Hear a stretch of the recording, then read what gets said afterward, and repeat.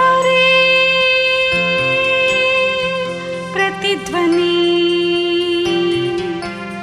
ఇది క్రీస్తు యేసు ప్రేమధ్వని, ఇది జగతిలో మ్రోగే సిలువధ్వని.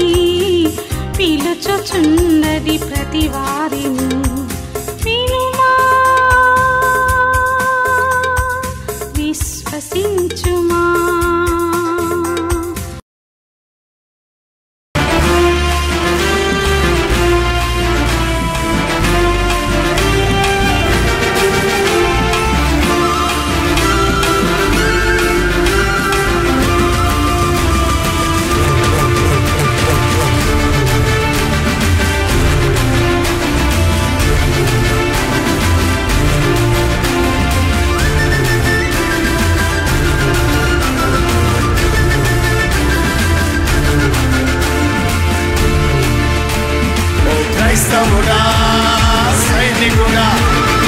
బలవంతుడా పరిశుద్ధుడా కదలిరాబోయే నీవు కదలిరా, కదలిరాబోయే నీవు కదలిరా, కదలిరాబోయే నీవు కదలిరా, కదలిరాబోయే నీవు కదలిరా. జాలరీ మనుషుల పట్టు జాలరీ, ఆత్మల కాయు కాపరి, అమృతమందించే ఆచారి, యేసుకై జీవించే పూజారి, యేసుకై జీవించే పూజారి.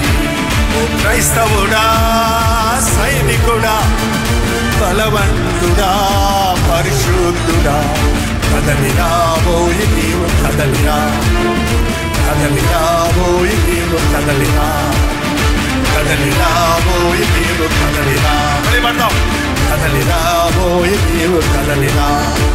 ఓ క్రైస్తవుడా సైనికుడా బలవంతుడా పరిశుద్ధుడా కదలిరాబోయే నీవు కదలిరా, కదలిరాబోయే నీవు కదలిరా. జాలరీ మనుషుల పట్టు జాలరీ, ఆత్మల కాయు కాపరి, అమృతమందించే ఆచారి, యేసుకై జీవించే పూజారి. హల్లెలూయా. యేసుకై జీవించే పూజారి.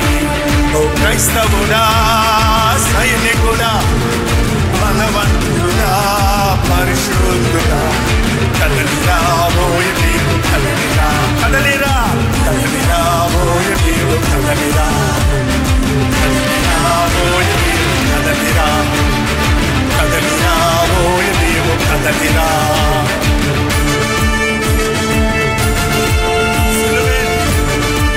నీ స్థావరము, శ్రమలే నీ సైన్యము, సహనమే నీ ధైర్యము, సాక్ష్యమే నీ విజయము.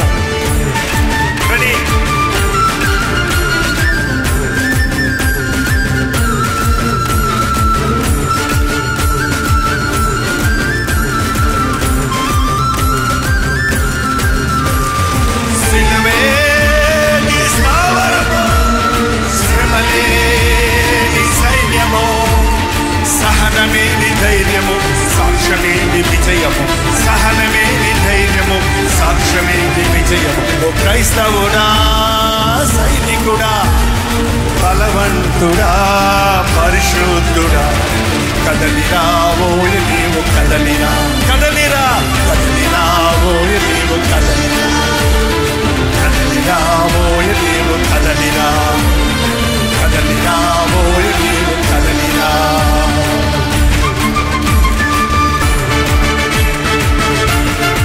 దేశంలో విదేశంలో గ్రామములో కుగ్రామములో అడవులలో కోటలలో పని ఎంతో ఫలమెంతో.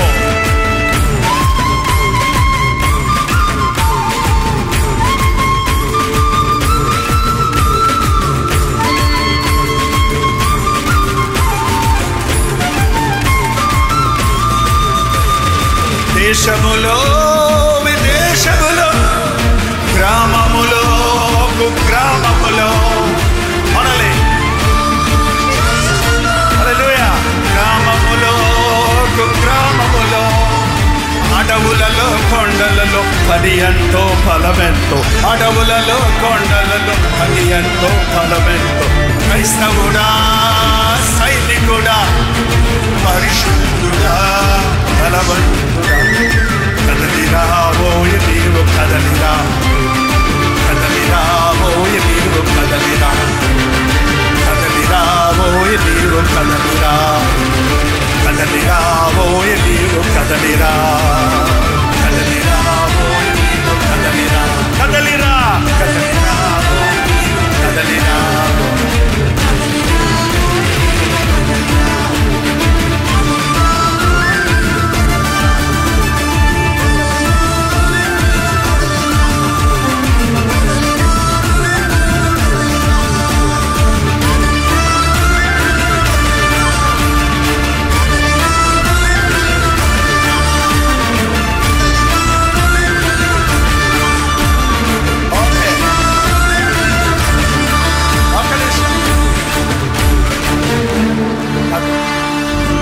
పాడిన పాటలో ఒక్క స్టాన్స్ అయినా, ఒక్క మాట అయినా నా హృదయం పట్టుకుందన్న వాళ్ళు ఎవరో చేసి చూపించండి. ఏం పట్టుకుందో చెప్పండి. కదలిరా ఎక్కడికి? ఇంటిగా? ఇంటిగా ఎక్కడికి? దేశములు, విదేశములు, గ్రామములో, కుగ్రామములో, అడవులలో, కొండలలో పని ఎంతో ఫలమెంతో. ఈ ఆడిటోరియంలో ఉన్న వారందరూ కదలి దేశపు నలుమూలలకి వెళ్ళాలి, దేశ విదేశాలకు వెళ్ళాలి, కొండలకు వెళ్ళాలి, గ్రామాలకు వెళ్ళాలి, కుగ్రామాలకు వెళ్ళాలి. అందుకే దేవుడు పిలిచాడు మనల్ని, అందుకే కోరుకుంటున్నాడు మనల్ని. నా సర్వలోకమునకు వెళ్ళి సర్వ సృష్టికి నా సువార్తను ప్రకటించండి. క్రైస్తవుడంటే ఏంటో బ్రతికి చూపించండి. ఎవడు క్రైస్తవుడు? సైనికుడు. Okay, ready? ఓకే, అలసిపోకండి. యా,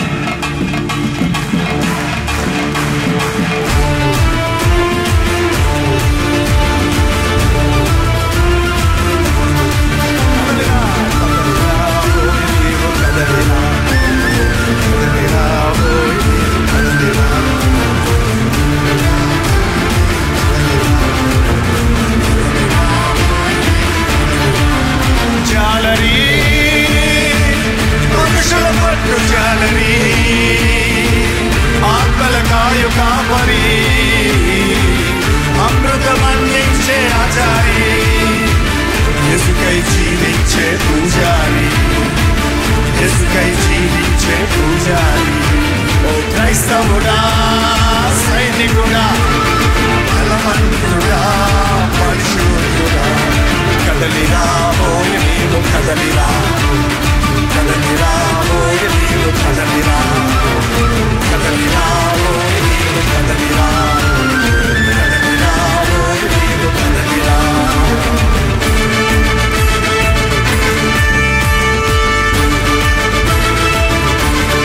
దేశంలో, విదేశంలో, గ్రామములో, కుగ్రామములో, అడవులలో, కొండలలో పని ఎంతో ఫలమెంతో.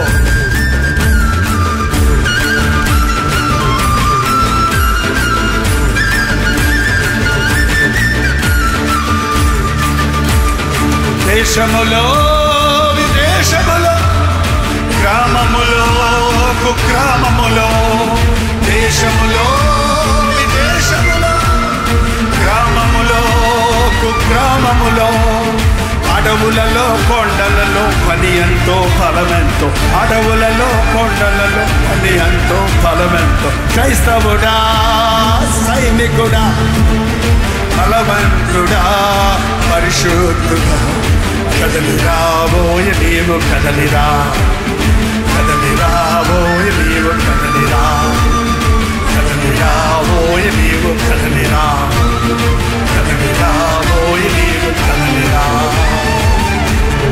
సిద్ధాంతపు గట్టు తుమికిరా, సాకులనే మెట్టు దిగిరా, దీనుడా కడు ధన్యుడా, విధేయుడా అజేయుడా.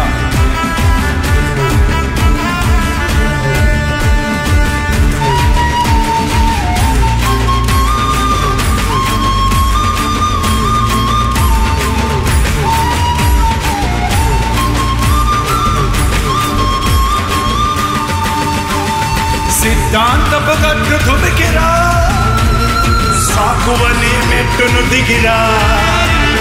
సిద్ధాంతపు గట్టు తుమికిరా, సాకువని మెట్టును దిగిరా. దీనుడ కడు ధన్యుడ, విధేయుడ అజేయుడ.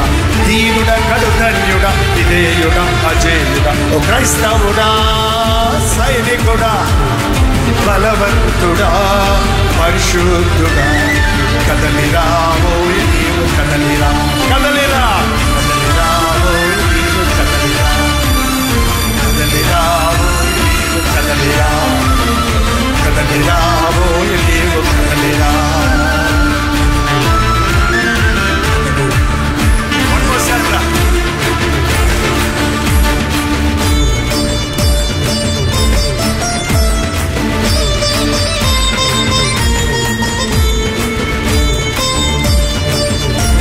వాగ్దానపు భూమి స్వతంత్రించుకో, అద్వానపు అడవి దాటి ముందుకు పో. నీ ఇల్లే పెనూయేలు, నీ పేరే ఇశ్రాయేలు.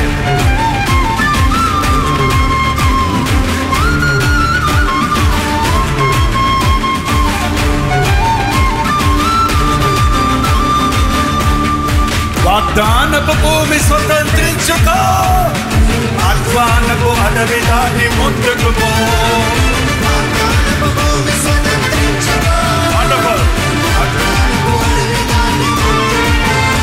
నీ ఇల్లే పెనూయేలు, నీ పేరే ఇశ్రాయేలు. నీ ఇల్లే పెనూయేలు, నీ పేరే ఇశ్రాయేలు. క్రైస్తవుడా, సైనికుడా, భక్తుడా, పరిశుద్ధుడా, కదలిరా ఓయ్ నీవు కదలిరా, కదలిరా కదలిరా ఓయ్ నీవు కదలిరా, కదలిరా ఓయ్ నీవు కదలిరా, కదలిరా ఓయ్ నీవు కదలిరా. జాలరీ మనుషుల పట్టు జాలరీ, అమృతం అందించే ఆచారి, ఇసుకై జీవించే పూజారి, ఇసుకై జీవించే పూజారి. క్రైస్తవుడా, సైనికుడా, బలవంతుడా, పరిశుద్ధుడా, కదలిరా ఓయ్ నీవు కదలిరా, కదలిరా కదలిరా ఓయ్ నీవు కదలిరా, కదలిరా ఓయ్ నీవు కదలిరా, కదలిరా ఓయ్ నీవు కదలిరా, కదలిరా ఓయ్ నీవు కదలిరా, కదలిరా ఓయ్ నీవు కదలిరా, కదలిరా ఓయ్ నీవు కదలిరా, కదలిరా ఓయ్ నీవు కదలిరా, కదలిరా ఓయ్ నీవు కదలిరా, కదలిరా ఓయ్ నీవు కదలిరా.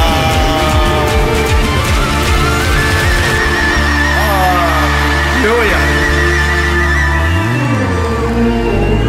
హల్లెలూయా. ఇవాళ మన స్థితి మనం తెలుసుకుందామా? తెలుసుకుందామన్న వాళ్ళు హల్లెలూయా చెప్పండి. మీ బైబిల్ తీయండి. తీశారా? పట్టుకున్నారా? యెహెజ్కేలు అనే పుస్తకం ఉందేమో చూడండి. 16వ అధ్యాయం యెహెజ్కేలు గ్రంథం. మొదటి నుంచి నేను చదువుతున్నాను. బైబిల్ ఉన్న వాళ్ళు చూడండి, లేని వాళ్ళు వినండి. మరియు యెహోవా వాక్కు నాకు ప్రత్యక్షమై ఇలాగు సెలవిచ్చెను, నరపుత్రుడా, యెరూషలేము చేసిన హేయ కృత్యములను దానికి తెలియజేసి నీవిలాగు ప్రకటించుము. ప్రభు అయిన యెహోవా యెరూషలేమును గురించి మాటలు సెలవిచ్చుచున్నాడు. నీ ఉత్పత్తియు నీ జననమును కానానీయుల దేశ బంధమైనవని, నీ తండ్రి అమోరీయుడు, నీ తల్లి హిత్తీయురాలు, నీ జనన విధము చూడగా. ఒకసారి ఆగుదాం. ఎవరికి ఈ మాటలు దేవుడు సెలవిస్తున్నాడు? ఇశ్రాయేలు జనానికి. ఇశ్రాయేలీయులు ఎవరు? దేవుడు కోరుకున్నవాడు, దేవుడు ఏర్పరచుకున్నవాడు, దేవుడు తోడై ఉన్నవాడు, దేవుని నామానికి మహిమ తేవాలని, దేవుని కొరకు బ్రతకాలని దేవుడు ప్రత్యేకపరిచిన జనాంగం. అప్పుడు లోకమంతా చెడిపోయింది, ప్రజలందరూ చెడిపోయారు. ప్రతి ఒక్కరూ తమ ఇష్టానుసారంగా జీవిస్తూ ఉన్న సమయాలలో అబ్రహామును పిలిచి అతని జనాంగంలో నుండి హెబ్రీయులను, ఇశ్రాయేలీయులను ప్రత్యేకపరుచుకుంటే వీళ్ళని దీవించి ఆశీర్వదించి అద్భుతాలు చేసి పాలు తేనెలు ప్రవహించే దేశంలోనికి రప్పించి మంచి మంచి ఇళ్ళు కట్టుకొని మంచి మంచి చెట్లు నాటుకొని బాగా ఆనందించి శత్రువులందరినీ జయించి అన్ని దీవెనలు పొందిన తర్వాత దేవుణ్ణి మర్చిపోయారు. దేవునిని ఒకసారి కాదు, చాలాసార్లు. మళ్ళీ దేవుడు మోషేను పంపించి విడిపించాడు. మళ్ళీ దేవుడు యోసేపు ద్వారా వారిని ఐగుప్తులో ఉన్నత స్థానానికి తీసుకొచ్చాడు. మళ్ళీ మోషేను పంపించాడు.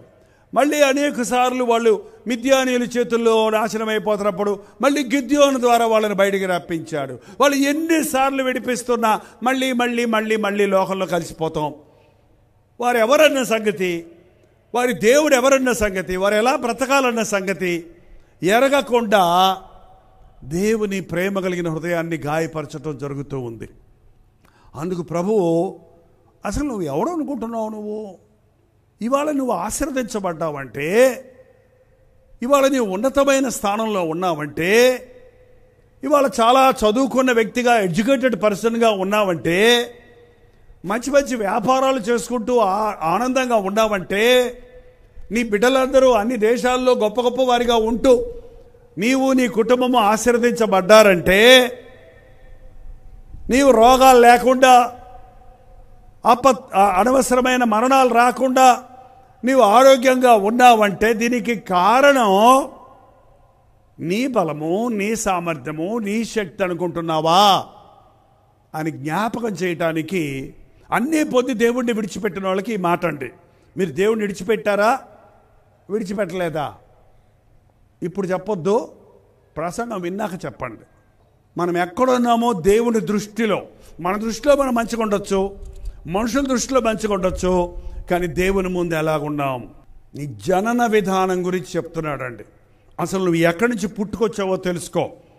ఇశ్రాయేలు జనాంగం ఎక్కడి నుంచి పుట్టుకొచ్చారండి? కానాను. కానాను అంటే ఎవరండి? కొంచెం చరిత్రలోకి వెళ్తే మన టైం ఎక్కువ వద్ది, పర్వాలేదంటే చెప్తా, లేకపోతే ముందుకెళ్ళిపోదాం. తర్వాత మీరు పరిశీలించండి. శపించబడిన జీవితంలో నుండి వచ్చిన వారిని, నీ తండ్రి నీ తండ్రి అమోరీయుడు, నీ తల్లి హిత్తీరాళ్ళు, వీళ్ళు కూడా శపితమైన జనాంగమే. నీ జనన విధము చూడగా నీవు పుట్టిన నాడు నీ నాభి సూత్రము కోయబడలేదు, శుభ్రమగుటకు నీవు నీళ్లతో కడగబడలేదు, వారు నీకు ఉప్పు రాయకపోయిరి, బట్ట చుట్టకపోయిరి. మనం పుట్టినప్పుడు ఎంత అందంగా ఉంటామో మీకు తెలుసా అండి? పుట్టిన బిడ్డను అట్టాగే పొట్టలో నుంచి బయటకు వచ్చిన బిడ్డను తీసుకొచ్చి ఎత్తుకో అంటే ఎత్తుకుంటారు ఎవరన్నా? నరసం ఎత్తుకుంటుంది పాపం. ముందు ఎక్కడ తీసుకెళ్తారు తెలుసా? ఆ బిడ్డను తీసుకెళ్ళి ఏం చేస్తారండి? తెలీదు అది కూడా అమ్మా. కడుగుతారు, స్నానం చేయిస్తారు, వాష్ చేస్తారు. తల్లి పేగు ఆ బిడ్డలో ఉంటుంది. ఇన్ని రోజులు పొట్టలో నుంచి ఎట్ట తింటుంది ఆ బిడ్డ? తల్లి తిన్న ఆహారంలోని సారం ఆ బిడ్డ పొట్ట బొడ్డులో నుంచి, మీకు అందరికీ బొడ్డు ఉంటుందండి, ఇంటికి వెళ్ళి చూసుకోండి, ఇప్పుడు వద్దులే. ఆ బొడ్డులో నుండి మనం తల్లి గర్భంలో మనకి శరీరానికి కావలసిన బలం వచ్చేటట్టుగా అద్భుతమైన సృష్టికర్త మనల్ని సృష్టించాడండి. నేను పిండముగా ఉన్నప్పుడే నీ కన్నులు నన్ను చూచెను అన్నాడు దావీదు. పిండం అంటే రక్తపు గడ్డండి. కొంతమందికి 3వ నెల, 4వ నెల, 5వ నెలలో రక్తస్రావం అవుతుంది, గర్భస్రావం అవుతుంది. ఆ గర్భస్రావమైన పిండాన్ని వాళ్ళు ఏదో ఒక బేసిన్లో పెట్టి చిన్న స్టీల్ దాంట్లో పెట్టి చూపిస్తే ముద్దు పెట్టుకుంటారు ఎవరన్నా. సరే తీసే ఎంత అసహ్యంగా ఉంటుందో రక్తపు గడ్డగా. బా, నువ్వు నేను కూడా అట్టగా ఉన్నామండి. ఈ జైపాలు ఒక రక్తపు గడ్డగా ఉన్నప్పుడు నా యేసయ్య చూసి ఈ గడ్డను బతికించి, ఈ గడ్డను తల్లి గర్భంలో నుంచి బయటికి తెచ్చి ఈ గడ్డ మీద పడేసి నన్ను పెంచి పెద్ద చేశాడు. అమ్మ నాన్న కాదు పెంచి పెద్ద చేసింది. అమ్మ నాన్న మనకి ఊరకే నర్సు, డాక్టర్ అన్నమాట, అంతే. అనాథాశ్రమంలో ఉంటారు చూడండి, అలాగే మనకి ఈ లోకరీతిగా తల్లిదండ్రుల్ని సంరక్షకులుగా ఇచ్చాడు. కానీ మనల్ని సంరక్షించేవాడు ఎవడో ఆయనే. నువ్వు మంచం మీద నుంచి కింద పడ్డావంటే ఇంతలా బొబ్బు కట్టుద్ది నీకు. మీ పిల్లోండి పడిపోతే తల పగిలిపోయి చచ్చిపోయాడని అక్కడ నిన్నారా? డుముకుం పడుతుంటారు వాళ్ళు. గడ్డ కట్టదేంటి? దూతలు కావులు ఉంటాయంట బిడ్డలకి. దేవుడు వారిని మనల్ని అలాగే కాపాడాడు. తల్లి గర్భంలో చనిపోయే వాళ్ళు ఉన్నారు, పుట్టిన తర్వాత చనిపోయే వాళ్ళు ఉన్నారు. 6 సంవత్సరాల వయసు లోపలనే అనేక మెంటి బిడ్డలు అనారోగ్యాలతో చనిపోతున్నారని లెక్కలు కడుతున్నారు. 60 సంవత్సరాల వరకు మనం బ్రతుకున్నామంటే, ఇప్పుడు కూడా మనం సజీవులుగా ఉన్నామంటే అది కేవలం ఆయన కృప. సమస్తమైన ఘనత మహిమ ఎప్పుడు ఆయనకే చెల్లించండి. నీకంటే ముందు చచ్చిపోయిన వాళ్ళని చూసి వాళ్ళేం పాపం చేశారో అనకండి. మారు మనసు పొందని ఎడలా మీరును అలాగే నశించదరు అన్నాడు ప్రభు. 6వ వచనంలో అయితే, నేను నీ యొద్దకు వచ్చి రక్తములో పొర్లుచున్న నిన్ను చూచి, నీవు రక్తములో పొర్లి ఉన్న నీవు బ్రతుకుదువని నీతో చెప్పి తిని. అబ్బా, నన్ను చూచే ప్రభు ఉన్నాడు, నిన్ను చూచే ప్రభు ఉన్నాడు. మన జనన విధం వేరేలాగుందేమో. నువ్వు జన్మించినప్పుడు నెత్తుకొని ముద్దాడారేమో. నీ చిన్నప్పుడు నీకు మెళ్ళలో బంగారపు గొలిసేసి నెత్తినెక్కించుకొని సంఖలో వేసుకొని తిరిగారేమో. కానీ నీ జీవితంలో కొన్ని దినాలున్నాయి.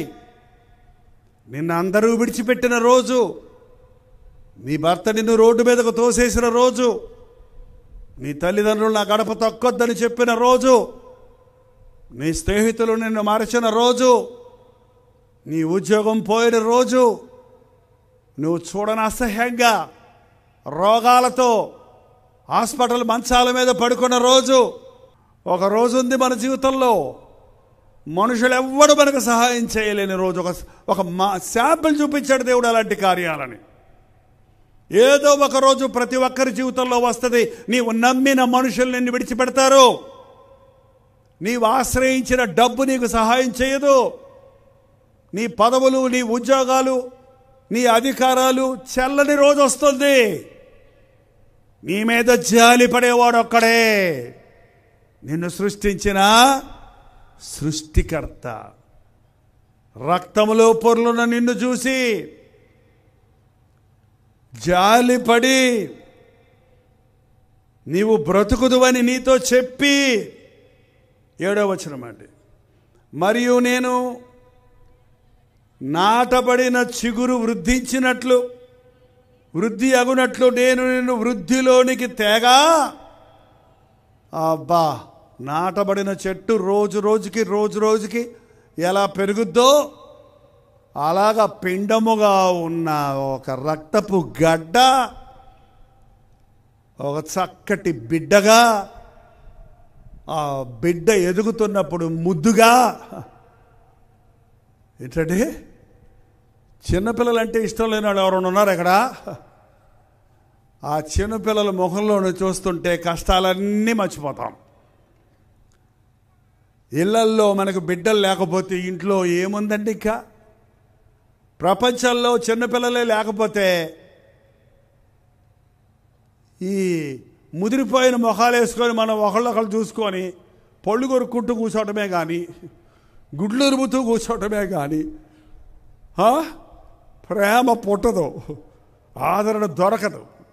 గర్భఫలం యెహోవా ఇచ్చు బహుమానము. మన ఇంటిలో ఉన్న బిడ్డలు ఎలా ఎదుగుతున్నారో, నువ్వు బోర్నవేట ఇస్తే ఎదుగుతున్నాడు అనుకుంటున్నావా? నువ్వు కోడిగుడ్డు పెడితే వాడు గుండులాగా తయారాడు అనుకుంటున్నావా? కాదు కాదు కాదు. తన ప్రియులు నిద్రించుచుండగా ఆయన వారికి ఇచ్చుచున్నాడు. మన పిల్లలు రోజు రోజుకి ఎదుగుతున్నారంటే అది దేవుని కృప. మన పిల్లలు ఎలా ఎదుగుతారో మనకు తెలియదండి అసలే.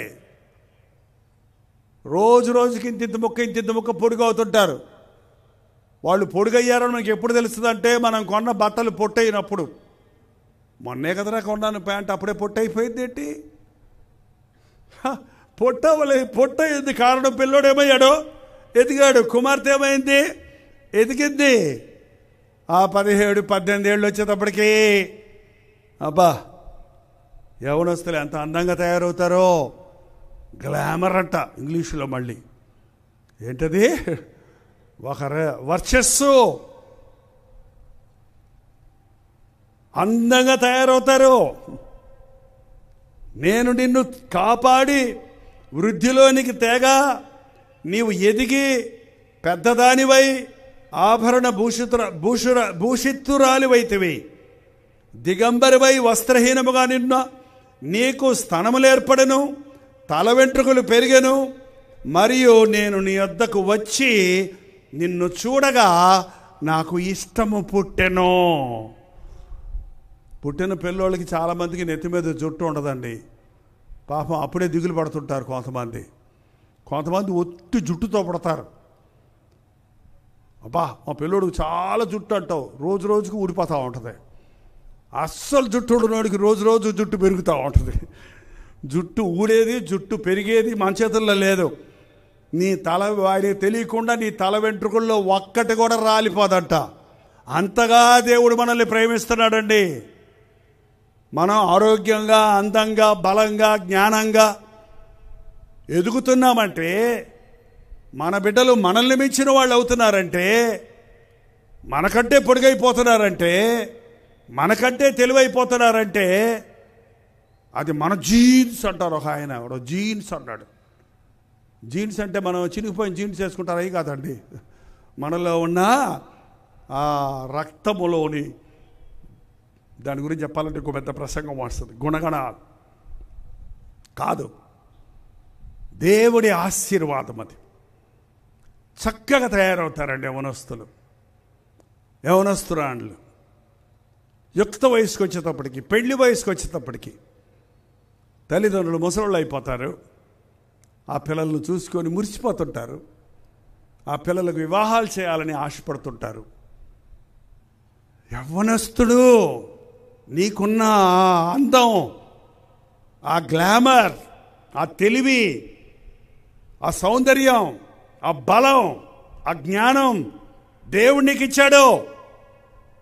దేవుడు నిన్ను ప్రేమించాడు.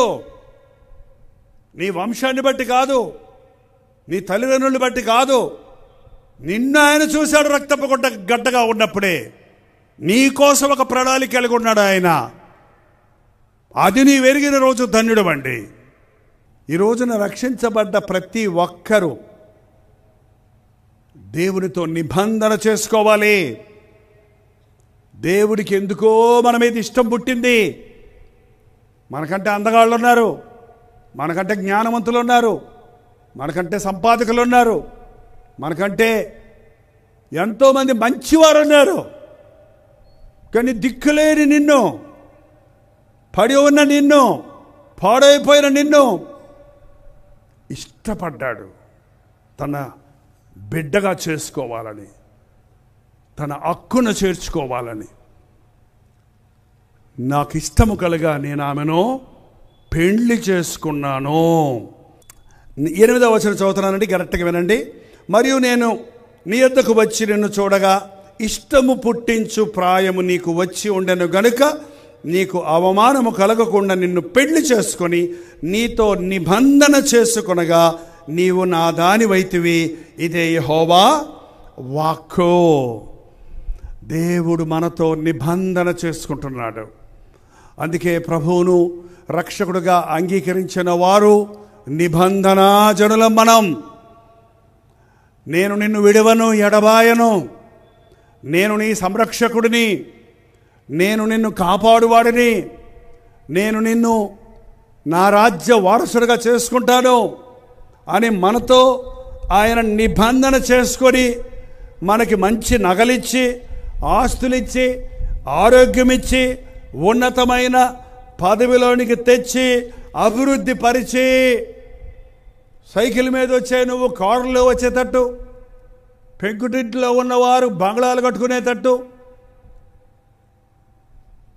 వ్యవసాయం చేస్తున్న నీ కుటుంబంలో నుండి MBAలు చదివిన కుమారులు కుమార్తెలు వచ్చేటట్టు, నీ బిడ్డలు దేశము నలుమూలల గొప్ప గొప్ప పదవులలో ఉండేటట్టు, నిన్ను దీవించి, నిన్ను హెచ్చించి, నిన్ను ఆశీర్వదించి, నేను అభివృద్ధి పరిచిన తర్వాత ఏం చేశారంటండి అమ్మ? ఒకసారి చూడండి 15వ వచనం. అయితే నీ సౌందర్యమును నీవు ఆధారము చేసుకొని నీ కీర్తి వచ్చినందున నీ వేశ్యవై దారిపోవు ప్రతి వానితో బహుగా వ్యభిచరించుచు వచ్చితివి. పిలిచిన ప్రతి వానితో పోతివి. ఈ ఉపమానంలోని సారాన్ని మీరు గ్రహించండి. ఉపమానం వివరించడానికి సమయం లేదు కనుక సారాన్ని మాత్రం గ్రహిద్దాం ముగించుకోముందు. నేను నిన్నన్నీ ఇచ్చి నాతో నిబంధన చేసుకొని నా ప్రజగా చేసుకొని నిన్ను దీవించి ఆశీర్వదించి నిన్ను అభివృద్ధి పరిచిన తరువాత నీవు నీ డబ్బు చూసుకొని, నీ అందం చూసుకొని, నీ చదువును చూసుకొని, నీ తెలివిని చూసుకొని, నీ పొజిషన్ చూసుకొని దారేపోయే వాళ్ళందరితో పోతున్నావు అంటున్నాడు. ఎక్కడికి పోయావు? ఆదివారం పొద్దున ఫ్రెండ్ పిలిచాడండి. ఫ్రెండ్ దగ్గరికి వెళ్తున్నావా? నీకు ప్రాణం ఇచ్చినా, నిన్ను బతికించినా, నిన్ను దీవించినా దేవుని సన్నిధికి వెళ్తున్నావా? దారేపోయే వాళ్ళందరూ పోతూనే ఉంటారేంటండి? చర్చికనే బయలుదేరారండి. సినిమా హాల్ అడ్డం వచ్చిందండి, అందులో దూరానండి. కొత్త సినిమా చూశారు చూడాలని. ఎంతమంది అండి? సినిమా హాల్లో దూరుతాడా క్రైస్తవుడు? సారాయి దుకాణంలో దూరుతాడా? ఫ్రెండ్స్తో తిరుగుతాడా? దేవుడు కొన్న వ్యక్తివయ్యా నువ్వు. దేవుడు ప్రేమించి దీవించిన వ్యక్తివి. నీ లెవెల్ పెరిగింది. ఇప్పుడు ధనవంతులతో సహవాసం చేస్తున్నావు నువ్వు. నీకున్న బలము, జ్ఞానము, సౌందర్యము, ధనము, నీ స్థాయి దేవుడిచ్చిందని మరచి అవిశ్వాసులతో విద్యోడిగా అవుతున్నావు. ఎవరితో నీ సహవాసం చేస్తున్నావు? ఎందుకు నీ జీవితాన్ని తప్పుదారి పట్టించుకుంటున్నావు? నువ్వు నిబంధన చేసుకున్నావు దేవునితో. ప్రభు నీ కోసం బతుకుతానయ్యా, నేను నీ బిడ్డనయ్యా, నువ్వు నన్ను దీవించావయ్యా, మరణ పడక మీద ఉన్నప్పుడు, రక్తంలో పొరులుతున్నప్పుడు, యాక్సిడెంట్ అయి చచ్చే స్థితిలో నన్ను బతికించావయ్యా, క్యాన్సర్తో చచ్చిపోతా ఉన్నప్పుడు దేవుడు నన్ను స్వస్థపరిచావయ్యా, నా జీవితకాలం అంతా నీ కోసమే బతుకుతానన్నావు. తీరా నీ రోగం తగ్గిన తర్వాత, నీ కష్టం తీరిన తర్వాత మళ్ళీ లోకంలోకి వెళ్ళిపోతున్నావు. దేవుణ్ణి మర్చిపోయే వాళ్ళు ఎక్కువ మంది ఉన్నారు. ఎందుకు క్రైస్తవులు పెరగటం లేదండి? ఎందుకు సంఘాలు వృద్ధి చెందడం లేదు? మా సంఘంలో 50 మంది అండి. ఏంటండి 10 ఏళ్ళ నుంచి 50 మంది అంటున్నారు? ఎవరు కొత్తగా రక్షించబడతలేదా అని అడిగాను పాస్టర్ గారిని. ఎందుకు లేదండి, కొత్త వాళ్ళు రక్షించబడుతూనే ఉన్నారండి. మరి సంఘం పెరగాలి కదండి. అదేనండి, కొత్త వాళ్ళు రక్షించబడుతున్నారు, పాత వాళ్ళు పోతున్నారండి. కొత్త వాళ్ళు వస్తున్నారట, పాత వాళ్ళు పోతున్నారట. వీళ్ళు దీవించబడ్డ వాళ్ళందరూ లోకంలోకి వెళ్ళిపోతున్నారు, దిక్కులేని వాళ్ళందరూ చర్చిలోకి వస్తున్నారు. దీవించబడిన తర్వాత బయటికి వెళ్ళిపోతున్నారు. ఇదేం ప్రయోజనం? కష్టాలు వచ్చినప్పుడు, శ్రమలు వచ్చినప్పుడు దేవుడు కావాలా నీకు? దీవించబడిన తర్వాత, ఆశీర్వదించబడిన తర్వాత దేవుని కోసం బతకవా? అయ్యో, నేను నిన్ను ఏ స్థాయి నుంచి ఈ స్థాయికి తీసుకొచ్చానో మర్చిపోయావు. నువ్వు ఈ రోజున ఏమై ఉన్నావో అది నా కృప వలన అన్నది మర్చిపోయావు. నన్ను విడిచిపెట్టి నువ్వు దారేపోయే వాళ్ళు అమ్మడంతా పోతా ఉన్నావు.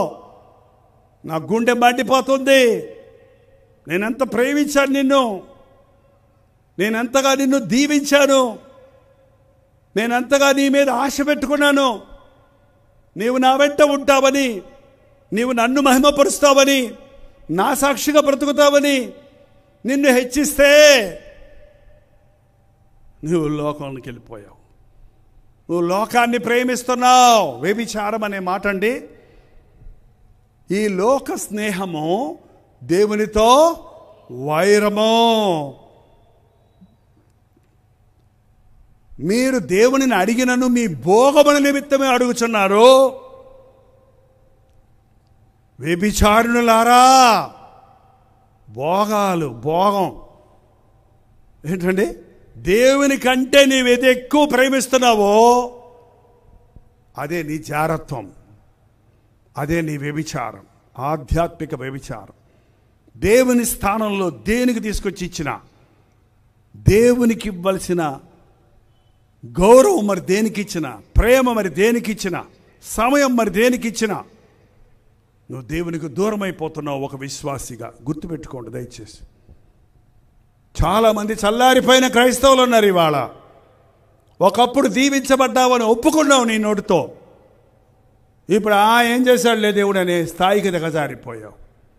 ఆ ఇశ్రాయేలులాగా అబ్బా ఆకాశాన్ని నుంచి మన్నా కురిపిస్తే ఆ కొత్తిమీర గింజలు లాంటి మన్నా వేసుకొని ఇదేంటి, ఇదేమి, ఎంత బాగుంది, ఎంత బాగుంది నోరు తీసుకుని తిన్నోళ్ళు కొన్ని రోజులు అలవాటైపోయిన తర్వాత ఏమన్నారు తెలుసండి?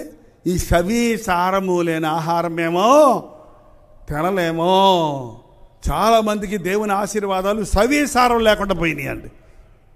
ఒకప్పుడు యేసయ్య ఎంత గొప్ప దేవుడు అయ్యా, నా ప్రార్థనకు జవాబు ఇచ్చావయ్యా, నేను ఆశించింది ఇచ్చావయ్యా, నాకు అడిగింది ఇచ్చావయ్యా, నాకు గర్భఫలం ఇచ్చావయ్యా, నాకు ఈ బిడ్డది ఇచ్చావయ్యా అన్నోళ్ళు ఈరోజు నన్నేం చేయమంటావు? దేవుడికి ఇస్తానన్నాను, వాడు నా మాట అంటం లేదు, నన్నేం చేయమంటావు అంటారేంటి? చాలాసార్లు మనం అలవాటైపోతున్నాయి దేవుని ఆశీర్వాదాలు. దేవుణ్ణి ప్రశ్నించేవాడు, దేవుడు ఎక్కడున్నాడు, దేవుడు ఏం వేశాడు, దేవుడు ఏం చేశాడు, దేవుడు ఏమిచ్చాడు అని ఎన్నో పొద్దున వాళ్ళు అడగటం నేను చెవులారా విన్నానండి. ఎందుకయ్యా అలా మాట్లాడతావు? నీకు దేవుడు చేసిన మేలు నేను చూశాడు కదా కళ్ళారా సంఘంలో. ఏం చేశాడులే దేవుడు నాకు మేలు అంటాడు ఏంటండి? మరణ పరక నుంచి తప్పించాడు, వివాహం విషయంలో సాయం చేశాడు, బిడ్డల విషయాల్లో సాయం చేశాడు. కృతజ్ఞత లేదు చాలామందికి. పాస్టర్ గారు నన్ను చూస్తేనే చాలనుకుంటారు ప్రారంభంలో, తర్వాత పాస్టర్ గారు కంట్లో పడకుండా ఎక్కడ కూర్చోవాలరా అని చూస్తారండి. ఎందుకు? ముందుకొచ్చి కూర్చుంటారు, అయ్యగారిని దగ్గరగా చూడాలనుకుంటారు. ఈ అలవాటు అయిపోయిన సంఘస్థులు ఉంటారు చూడండి, ఎలకాలు కూర్చుంటారు అక్కడ. అది కూడా ఏ స్తంభం వెనకాల కూర్చుంటాడు. ఎందుకు? సేమ్ దేవుడు ముందు కనపడితేనే చాలనుకుంటాడు. ఆ తర్వాత దేవుడు కనపడితే ఏదైనా పని చెబుతాడేమో, నాకు బోల్డ్ పనులు ఉన్నాయి. ఏం పనులు కన్నాయి? లోకంలో పనులు ఉన్నాయి అన్నట్టు మనుషుడు తప్పించుకొని తిరుగుతున్నాడు. దేవుడు అంటున్నాడు, నువ్వు ఏ స్థితిలో నుంచి వచ్చావో మర్చిపోయావు. దిక్కుమాలిన స్థితిలో ఉన్నప్పుడు నిన్ను ప్రేమించా, గతిలేని స్థితిలో ఉన్నప్పుడు నేను నీ మీద శ్రద్ధ తీసుకున్నా, నీ కొరకు నా రక్తాన్ని చిందించి నీ పాపాన్ని కప్పి నీ తల్లిదండ్రుల శాపం నీ ఒళ్ళో పడకుండా కాపాడి నిన్ను దీవించి ఆశీర్వదించి పెంచి పెద్ద చేసి గొప్పవాడిని చేస్తే ఈరోజు నువ్వు దారిపోయేవాళ్ళు అమ్మడిపోతా ఉన్నావు. నువ్వు కట్టులేని జీవితం జీవిస్తున్నావు. నువ్వు నాకంటే ఎక్కువ లోకాన్ని ప్రేమిస్తున్నావు. నువ్వు లోకం కోసమే బతుకుతున్నావు అన్న మాట ఈరోజు ఈ రాత్రి ఎంతమందితో చెప్తున్నాడు?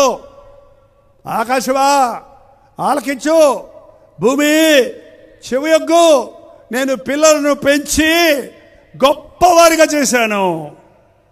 అయ్యో, ఎద్దు తన కామందు నెరుగును, ఎద్దులా పెరిగామని ఎద్దుని తిడతాం కదండి. ఆ ఎద్దుకు కూడా తన యొక్క యజమాని ఎవరో తెలుసంట. గాడిద, గాడిద అని తిడతారు చాలామంది. అలాంటి పనికి మాలిన గాడిద కూడా సాయంకాలం అయితే తన సొంత దుడ్డు ఏదో ఎక్కడికి వెళ్ళాలో తెలుసు, పక్కింటికి వెళ్ళదు, వాళ్ళ ఇంటికి వెళ్తుంది. కానీ నా జనులు తెలివి లేదు, నన్ను మర్చిపోయారు, నన్ను విడిచిపెట్టేశారు. వాళ్ళు ఎక్కడికి వెళ్ళాలో తెలియటం లేదు వాళ్ళకి. ఊరంతా తిరుగుతారు కానీ, దేశమంతా తిరుగుతారు కానీ, అన్ని ప్రయత్నాలు చేస్తారు కానీ నా అవసరత తీర్చే యేసయ్య ఉన్నాడే. డాక్టర్లు ఎప్పుడు తిరుగుతారు, లాయర్లు ఎప్పుడు తిరుగుతారు, అధికారులు ఎప్పుడు తిరుగుతారు, ఎక్కడెక్కడో దేనికోసం వెతుకుతారు కానీ అన్నీ ఇవ్వగలిగిన దేవుడు కదా నా దేవుడు. మోకాళ్ళ మీద పెడితే ప్రభు ఇస్తాడు కదా. యేసయ్య నామంలో శక్తి ఉందని పాడాం కదా. అది రాదేంటండి? అలవాటు అయిపోయింది భక్తి. ప్రభు దగ్గరకు వస్తే ఆయన కఠినుడు. కొంతమందికి దేవుడు అంటే మనం లేదో కట్టి పెట్టేసేవాళ్ళగా అనిపిస్తున్నారు. లేదంటే దేవుడు స్వేచ్ఛ ఇచ్చాడు యవనస్తులకు. ముఖ్యంగా చెప్తున్నాను, యవనస్తులారా, ఎవరి కాలంలో భక్తిగా ఉండడం కష్టమని చెప్పకండి. ఇప్పుడే కదండి ఎవరి కాలం లోకంలో ఎంజాయ్ చేయాలనకండి. నీ యవ్వన కాలాన్ని దేవుడు ప్రేమిస్తున్నాడు. నీ యవ్వన జీవితాన్ని దేవుని చేతుల్లో పెడితే నీ భవిష్యత్తు అంతా దీవించబడుతుంది. యవనుడా, నీ యవన కాలమందు సంతోషంగా ఉండు. నీ హృదయం చెప్పినట్టు ఇష్ట ప్రకారంగా ఉండు. ఒక్కడి మాత్రం గుర్తుపెట్టుకో, నువ్వు చేసిన దానికి నాకు లెక్క చెప్పాలని మాత్రం గుర్తుపెట్టుకో. దేవునికి ఇష్టమైన వాటిలో ఏదైనా చెయ్యి, నిన్ను పాడు చేసుకునే వాటిని చెయ్యకు. యవనస్తులు ప్రభువును తెలుసుకుంటే ఎంత గొప్ప దీవెనండి. యవ్వన కాలం శ్రేష్టమైన జీవితం. ప్రభువుని ఎరిగిన తర్వాత ప్రభువుకే మొదటి స్థానం ఇవ్వండి. మరణము వరకు నమ్మకంగా ఉండు. నీ ఇష్టం వచ్చినట్టు తిరుగుతున్నావు, నీ వెంట వెళ్ళి అన్ని రకాల అపవిత్రతకు చోటిచ్చావు, వ్యభిచరించావు, సిగ్గుమాలిన కార్యాలు చేశావు. 31 ఉంటాయండి. నీ ఇష్టం వచ్చినట్టుగా నీ జీవితాన్ని నాశనం చేసుకున్నావు. నీ విటుకాండ్రతో తిరిగావు, వేశ్యలాగా బ్రతికావు, నియమాలు లేకుండా బ్రతికావు, అపవిత్రంగా బ్రతికావు. నీ ఇష్టం వచ్చినట్టు చేసి నీవు చేసిందంతటి వలన నీ జీవితాన్ని నాశనం చేసుకున్నావు. చాలామంది క్రైస్తవులు అనబడేవారు ఇవాళ యేసులో లేరు. యేసు ప్రభు కొరకు బ్రతకడం లేదు. ఆచారంగా ఆలయానికి వస్తారేమో కానీ, పాట పాడతారు, ప్రార్థన చేస్తారేమో కానీ, మీ పిచ్చి పాటలు నాకు అసహ్యం. మీరు పెదవులతో నన్ను స్తుతించుతున్నారు కానీ మీ హృదయం నాకు దూరంగా ఉంది. నిక్కచ్చయ్యను ఒక క్రైస్తవుడు చాలండి. ఒక క్రైస్తవుడు చాలు, ఒక దేశాన్నే మార్చగలుగుతాడు. ఒక కుటుంబాన్ని అంతటినీ దేవుని కొరకు సిద్ధపరచుకోగలుగుతాడు. నీ జీవితంలో ఏ విషయంలోనూ ఆధ్యాత్మికమైన అభివృద్ధి లేదే? ఆధ్యాత్మిక జీవితంలో నీవు ఎదగడం లేదంటే నీ స్థితిని నువ్వు మరిచావు. దేవుడు ఆశించిన స్థాయిని తప్పావు. ఆయనతో ఉంటే సర్వాధికారం నీకు ఇచ్చాడు ఆయన. ఆయనతో ఉంటే నీవు వర్ధిల్లుతావు, విరజొమ్ముకుంటావు. అంతా అయిపోయిన తర్వాత దారిపోయే వాళ్ళందరూ ఎక్కడలేని ప్రేమ చూపిస్తారండి మన మీద. అబ్బో, ఎక్కడలేని ప్రేమ చూపిస్తారు. నీ దగ్గర ఏమన్నా గుంజుకోవాలనుకున్నాడు. మేము మెడ్రాస్లో ఈ పత్రిక ప్రింట్ చేయడానికి పేపర్ కొనడానికి వెళ్తాం. ఆ పేపర్ షాప్కి వెళ్ళంటే మమ్మల్ని చూడగా వాంగ వాంగ వాంగ అంటే తమిళనాడు కదా, రండి రండి రండి ఉయ్ ఉయ్ అంటాడు. పక్కడికి కూల్ డ్రింకులు తెమ్మంటాడు. మేము కొనలేదు. కాగితం కొనకముందే మమ్మల్ని చూడంగానే అబ్బో ఎంతో ఫ్రెండ్ అయిపోయినట్టు పిలిచేసి కూల్ డ్రింకులు తెప్పించి, కూల్ డ్రింక్ దాకా కొనకుండా పోతావా? కూల్ డ్రింకులు డబ్బులు కూడా ఎందులో వేసుకుంటాడు? పేపర్ డబ్బులు వేసుకుంటాడు. ఏంటంటే మనకి భలే షాప్, ఈ షాప్కి వెళ్తే కూల్ డ్రింక్ దొరుకుతుంది అనుకుంటున్నామే కానీ నిన్ను కూల్ చేసి మొత్తానికి దోచుకుంటున్నాడని తెలియటల్లా. సైతాన్ని కూడా వాగ వాగ వాగ రండి రండి రండి రండి రండి రండి రండి రండి గిఫ్ట్లు ఇస్తాడు. గిఫ్ట్లు ఎందుకు పనికిరాడు గిఫ్ట్లు? మాలాంటి పాస్టర్లకు శాలువాలు కప్పుతారండి, బొక్కే అనేదో పువ్వులు గుర్తిస్తారు ఒకటి. ఎందుకు పనికొస్తాయి చెప్పండి? పువ్వులు గుర్తేమైనా తింటే ఓ పూట ఆకలి తీరుతుందా? అది తినడానికి ఏమైనా పనికి వస్తుందా? ఎన్నోసార్లు చెప్తాను, ఎందుకంటే డబ్బులు దండ కదా, ఎవరికైనా పేదవాడికి అన్నం పెట్టినా మేలు కదా. ఆ శాలువా కప్పితే అది ఏం చేసుకుంటావు చెప్పండి? చొక్కా కుట్టించుకోవడం కుదురుద్దా? ఏమా పోనీ మీరన్నా జాకెట్ కుట్టించుకోవడం కుదురుద్దా? గుచ్చుకోవడం ఏముంటుంది? అది ఎట్టా కప్పుతారు, ఎట్లా తీసేస్తారు, అంతే అటు పడేస్తారు. ఏం చేసుకుంటాం? ఈ సాతానిచ్చే గిఫ్ట్లన్నీ అంతే. ఆ కాసేపటికి నువ్వేదో పెద్ద కింగ్ లాగా, పెద్ద క్వీన్ లాగా, ఆ తడుకు ఆ తలతల ఆడే వస్త్రం వేసుకోగానే ఓ అనగానే చచ్చినోడికి వేసినట్టు పూలదండ ఒకటి వేసి, బతుకున్నప్పుడే పూలదండలు వేస్తారు. ఎందుకండి? ఖుషి, సన్మానం, దానికి పేరేంటి? అబ్బో సన్మానాలు చేస్తాడు సాతాను. ప్రభువు దగ్గరికి వచ్చినప్పుడు నీ హృదయం నాతో సరలేదు, ఎక్కడ తిరిగి వచ్చావు, ఎక్కడ తిరిగి వచ్చావు? ప్రభా ఇగో కానుకలయ్యా, ఎక్కడై ఎక్కడై ఎక్కడై అంటాడు అనుకున్నావా పాస్టర్లాగా? గారడి సీమోను బంగారపు ద్రవ్యం మూట పట్టుకొచ్చాడండి ఏకంగా. పేతురు గారు ముందు పెట్టి, అయ్యా ఇదిగో ఎవరెవరి మీద నేను చేతులు పెడతానో వాళ్ళకి పరిశుద్ధాత్ముడు వచ్చేటట్టు నాకు వరమో అమ్మన్నాడు. దేవుని సంగతులు అడిగాడు, పరిశుద్ధాత్మ కావాలని అడిగాడు. మంచి కోరికే బాగానే ఉంది, కానీ ఈయన ఎవరి మీద చేతులు పెడతాడో వాళ్ళకి రావాలంటే ఈయనకు వద్దంట. బలి గమ్మత్తుకుంటాయి. ఈ రోజుల్లో పాస్టర్లు అయితే ఏమయ్యా పరిశుద్ధాత్ముడు అంత చీప్ అనుకున్నావా? ఒక మూటకే వస్తాడు అనుకున్నావా? ఇంకా బతకరా అనేవాళ్ళేమో. లేకపోతే నీ జీవితాంతం కానుకలు పంపుతూ ఉంటావా? ఇన్స్టాల్మెంట్లో పే చేయి. ఏంటంట? ఇదేం బతుకండి బాబు. పాస్టర్లు కూడా ఇన్స్టాల్మెంట్లో కానుకలు ఏమని చెబుతారంటండి. నీ హృదయము దేవుని ఎదుట సరిలేదు గనక నీ ధనము నీతో పాటు నశించునుగాక. ఏ సీమోన్, బాప్తిసం పొందాలని అనుకుంటున్నావు, కానీ నీలో ఆ వ్యాపార బుద్ధి పోలా. గారడీ విద్య చేసి డబ్బులు సంపాదించావు, ఇప్పుడేమో దేవుని సేవ చేసి డబ్బులు సంపాదించాలనుకుంటున్నావు.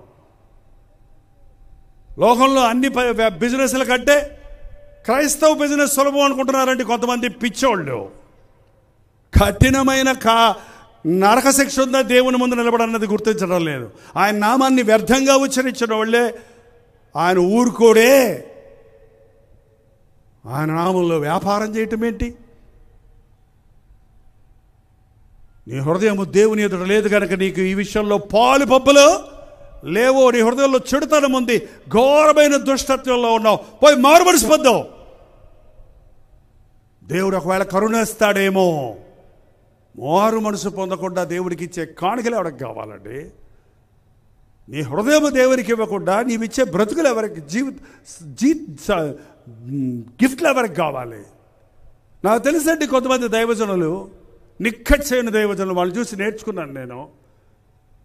ఒక పెద్ద దైవజనుడు, ఆయన జీవితంలో కారు కొనుక్కోలేదు. ఒక ధనవంతుడు వచ్చి తన కారు ఇస్తానికి సిద్ధపడ్డాడట. నా కారు తీసుకోండి సార్, మీరేంటి ఇంత గొప్ప సేవకులు కారు లేకుండా ఉన్నారు, కారు తీసుకోండి అంటే ఆ దైవజనుడు ఒకే మాట అడిగాడు, మీరు మారు మనసు పొందారా? పొందుతానండి. యేసుప్రభుని నమ్ముకున్నారా? నమ్ముకుంటానండి. అందరూ ఒకటే కదండి, అందరు దేవుళ్ళు ఒకటే కదా. మీరు మారు మనసు పొందబోతే మీరు ఇచ్చే కారు నాకు అక్కర్లేదండి. ముందు మీ హృదయాన్ని దేవునికి ఇవ్వండి. నాకు కారు కావాలంటే దేవుడు ఇస్తాడు. మీ దగ్గర తీసుకోవాల్సిన అవసరం నాకు వద్దు. చెప్పగలరండి? హృదయం ఇవ్వకుండా దేవునికి ఇచ్చే కానుకలు దేవునికి అసహ్యం అంట. నీ జీవితాన్ని ఆయనకి ఇవ్వు. నువ్వు కావాలి, నీ మీద ఇష్టం పుట్టింది ఆయనకి. నీ డబ్బును చూసి కాదు, నీ అందాన్ని చూసి కాదు, నువ్వంటే ఇష్టమైనకి. అయ్యా యేసయ్య అంటే ఇష్టమయ్యా, నువ్వంటే ఇష్టమైనకి. ఎవరితో మాట్లాడుతున్నాడో దేవుడు నాకు తెలియదు, కానీ నువ్వంటే ఆయనకి ఇష్టం, నువ్వంటే ఆయనకి ఇష్టం, నేనంటే ఆయనకి ఇష్టం. నా కోసం యేసయ్య తన ప్రాణాన్ని ఇచ్చాడు సిలువలో, నేను నమ్ముతున్నానండి. నన్ను ఇష్టపడ్డ యేసయ్యకు నా జీవితాన్ని అర్పించుకున్నాను. వేరే ధ్యాస, వేరే ఆశ నాకు లేదు. నా యేసయ్య మాట వినటమే, నా యేసయ్య పని చేయటమే, నా యేసు కొరకు బ్రతకటమే ఆ యేసు కొరకు నా బిడ్డలను, నా కుటుంబాన్ని నడిపించుకోవటమే. నాకు దేవుడిచ్చిన ఆత్మలందరినీ పరిపూర్ణులు చేసి ప్రభు ముందు నిలబెట్టాలనేది ఒకటే ఆశ. ఎంతమంది సేవకులు ఇవాళ ఆ దేశం వెళ్ళి, ఈ దేశం వెళ్ళి, ఆ ఊరు తిరిగి, ఈ ఊరు తిరిగి ఏ విధంగా డబ్బులు సంపాదించుకోవాలా, పేరు సంపాదించుకోవాలా. హెచ్చించేవాడు ఆయనండి, దీవించేవాడు ఆయనండి.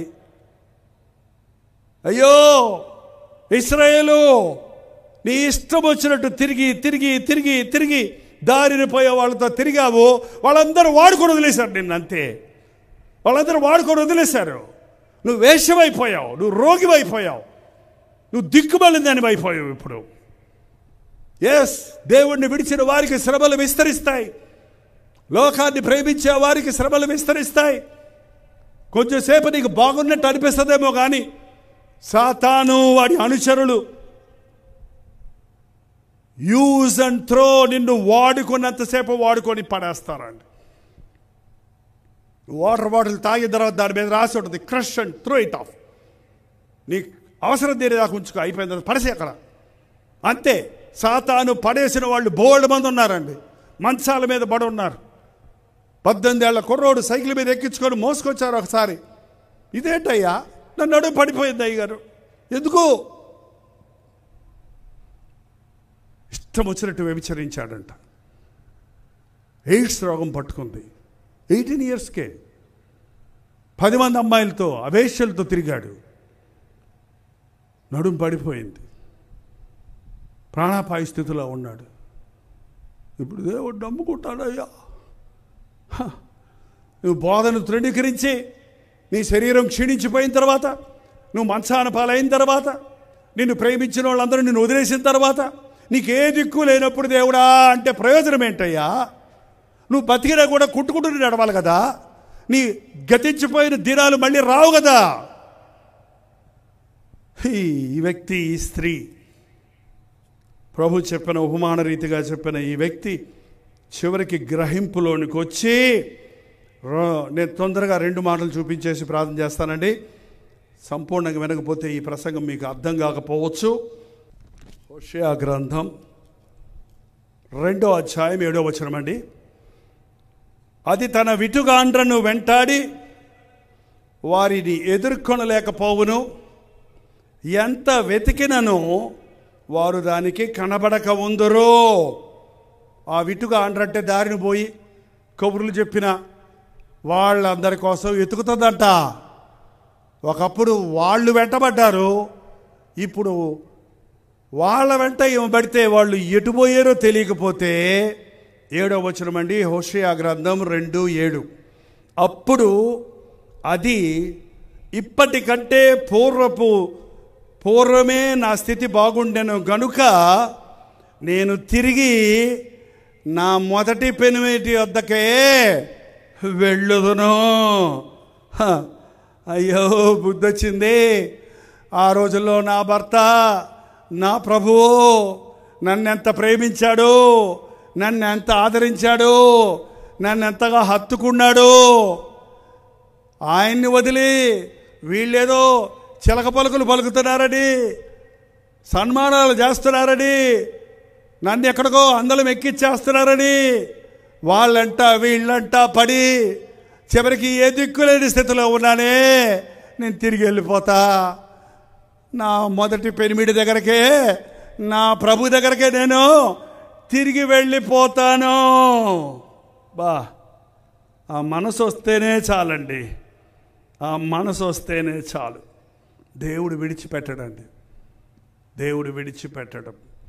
అలాగే మీ బైబిల్లో ఉన్న హోషేయ గ్రంథం 3వ అధ్యాయం 19వ వచనం కట్ చేసి చెప్తున్నానండి. ప్రసంగం ముగించుకుందాం. 19వ వచనం, నీవు నిత్యము నాకుండునట్లుగా నీతిని బట్టి తీర్పు తీర్చుట వలనను దయాదాక్షణ్యములు చూపుట వలనను నిన్ను ప్రదానము చేసుకొందును. నీవు యెహోవాను ఎరుగునట్లు నేను నమ్మకమును బట్టి నిన్ను ప్రదానము చేసుకొందును. నిత్యము నాకుండునట్లుగా. అలాంటి మళ్ళీ వెళ్తేనట ఛీ, నీ ముఖం నాకు చూపించకపో, పనికి మాలిందానా, పనికి మాలినవాడా అనేవాడు కాదండి. తిరిగి ప్రభు దగ్గరికి, ఛా బుద్ధి గడ్డి తింది, ఇక్కడ పందులు తిను పొట్టు కూడా నాకు దొరకటం లేదు, నా తండ్రి ఇంటిలో సమృద్ధిగా ఆహారం ఉంది, ఇక్కడెందుకు నేను పస్తుపడుతున్నాను, ఇందుకే దిక్కుమాలిన స్థితిలో ఉన్నాను, ఎంత ప్రేమగా చూసుకున్నాడు నా తండ్రి అని ఆ తప్పిపోయిన కుమారుడికి బుద్ధి వచ్చినప్పుడు ఏమనుకున్నాడంటే, నేను తిరిగి నా తండ్రి ఇంటికి వెళ్ళుదును అని తిరిగి వెళ్ళినప్పుడు తండ్రి తరిమేశాడా? ఈ పాటికే మీలో చాలామంది మరలా బుద్ధి తెచ్చుకొని ఏ ఏ విషయాల్లో దేవునికి దూరమయ్యారో, దేవుని స్థానాన్ని ఎవరెవరికి ఇచ్చారో, దేవుడు ఉండవలసిన విషయాలలో వ్యాపారాలకు, ఉద్యోగాలకు, లోక కార్యాలకు స్థలమిచ్చి దేవుడిని బాధ పెట్టారో, మీ జీవితాన్ని నష్టపరుచుకున్నారో, అది గ్రహించుకుంటే నా ప్రభువే నాకు మేలు, నా ప్రభుతోనే నాకు మేలు, అయ్యా నా బ్రతుకు దిద్దుకుంటాను, తిరిగి నీ దగ్గరకు వస్తాను అని నీవు పశ్చాత్తాపడితే దేవుడు అంటున్నాడు, నిత్య నిబంధన నీతో చేసుకుంటాను, నిత్యము నీవు నాతో ఉండనట్టు మరి ఎన్నడూ పోకుండానట్లుగా, భూలోకంలోనే కాదు పరలోకంలో కూడా నీవు నాతో ఉండినట్లు నీతో నేను నిత్య నిబంధన చేసుకుంటాను అంటున్నాడు. ఎంత ప్రేమ కలిగిన దేవుడు. ఇర్మియా గ్రంథం 3వ అధ్యాయం 1వ వచనం కూడా చదువుకుందాం. చూడండి, ఇర్మియా గ్రంథం 3వ అధ్యాయం 1వ వచనం 11వ వచనం చదువుతున్నాను. చూడండి, 3:11. కాగా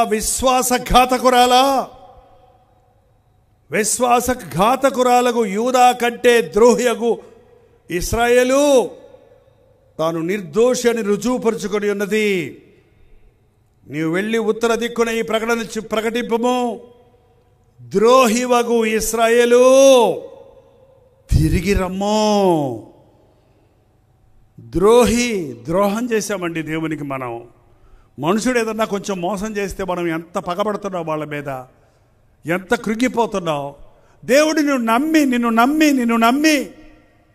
నిన్ను బ్రతికించి, నీకు జీవమిచ్చి, నీకు రక్షణ ఇచ్చి, నీ చేతికి బైబిల్ ఇచ్చి, నీకు సంఘం ఇచ్చి, ఒక సేవకుడిచ్చి, పరిశుద్ధాత్మను ఆదరణకర్తగా మనకు అనుగ్రహించి, మన మీద దృష్టి ఉంచి మనకు ఆలోచన చెప్పాలని మనసంతా నీ మీద పెట్టుకుంటే నువ్వేంటారు ఇలా లోకాన్ని ప్రేమిస్తావు? శరీరాశ, లోకాశ, ఈ జీవన సంబంధమైన వ్యాపారాల్లో పడిపోయి క్రైస్తవులు. నిజ క్రైస్తవుడు ఎక్కడున్నాడండి? నవ్వుల పాలైపోతుందండి క్రైస్తవయం భారతదేశంలో. నువ్వు ఎంత చెడ్డోడువైనా చచ్చిపోవాలని కోరేవాడు కాదు ఆయన. నీ పాడు నువ్వు పడని వదిలిపెట్టేవాడు కానే కాదు ఆయన. దుష్టుడు పశ్చాత్తాపడి మారు మనసు పొంది బతకాలనే కోరుతున్నాడంట. తిరిగిరా, అందుకే సభలండి, తిరిగిరా. మీరు ఇంకా గోతులో పడలేదేమో, గోతులోకి పోయే దారిలో ఉన్నారేమో. పడిన తర్వాత బయటికి రావటం ఏంటండి? పడకుండా కాపాడేవాడైతే యేసయ్యా. మేమంత పడిపోలేదండి అంటారేమో, మేమంత నీచమైన జీవితానికి వెళ్ళలేదు. నువ్వు కొంచెం జారిపోతున్నావు, నీకు తెలియటం లేదు. ఒక కప్పని ఉడకబెట్టుకొని తినాలనుకున్నాడంట ఒక ఆయన. కప్ప తీసి ఉడుకుడుకు నీళ్ళల్లో వేస్తే అది ఎగిరిపోయి బయటపడిపోతుందంట. ఎగిరిపోయిపడుతుంటే ఏం చేయాలని ఆలోచన చేసి మంచి ఫ్రిడ్జ్లో నీళ్ళు తెచ్చి దాంట్లో కప్పరేస్తే కూలిగా కూర్చుంది. అది కింద మంట పెట్టాడు లైట్గా సిమ్లో. కొంచెం నీళ్ళు వేడవుతున్నాయి.